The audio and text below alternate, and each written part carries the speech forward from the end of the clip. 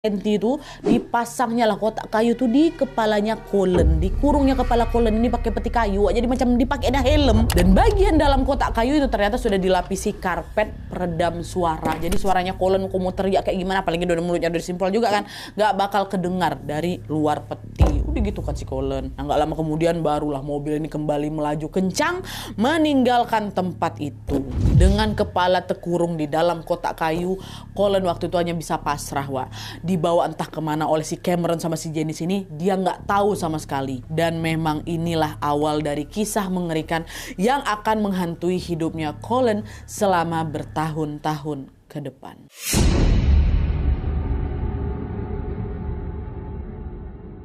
Nah jadi ternyata Wak, Cameron sama si Janice ini sedang membawa si Colin ke rumah mereka yang memang berada di daerah Red Bluff itu juga.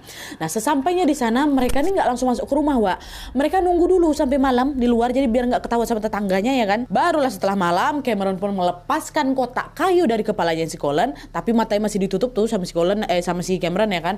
Lalu membawa si Colin masuk ke ruang bawah tanah yang ada di rumahnya. Pas udah di bawah tanah, dibukanya lah itu mata Colin. Di situ Colin tengok pemandangan kamar yang nggak biasa, Wak. Di situ ada rantai, ada kotak besar, ada cambuk, ada wah macam-macam lah kayak gitu. Nah, melihat semua benda aneh itu kelihatan jelas kalau ruangan bawah itu memang sengaja disiapin sama si Cameron dan Janice untuk menyekap seseorang. Tapi pertanyaannya sekarang, kenapa mereka sampai tega ngelakuin hal kayak gitu? Nah, padahal di permukaan mereka kan kelihatan macam pasangan biasa aja kan. Dan memang Wak, Cameron juga kerja sebagai buruh pabrik kayu, sedangkan si Janice udah cuma ibu rumah tangga biasa.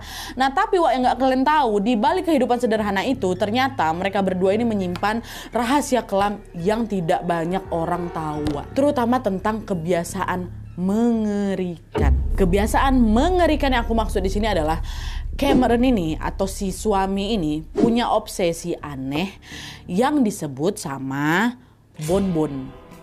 Ini udah kuplesetin kata-katanya dikit ya, tapi yang jelas bonbon ini adalah ketertarikan seseorang sama kegiatan berhubungan badan yang melibatkan pengikatan dan pembatasan gerak dari lawan jenisnya.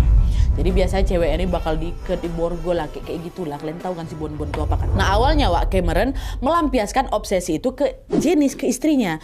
Tapi beberapa tahun setelah nikah, Wak, si Janice ini mau punya anak. Sementara kalau si Janice ini betul-betul udah punya anak, kan Cameron udah nggak bisa lagi ngelampiaskan obsesinya ke dia semaunya dia kan, karena otomatis kan si Janice ini udah punya anak, ya dia harus fokus juga ngurus anaknya, nggak usah ngelayanin laki ya terus. Nah karena hal itulah Wak, mereka pun bikin perjanjian yang isinya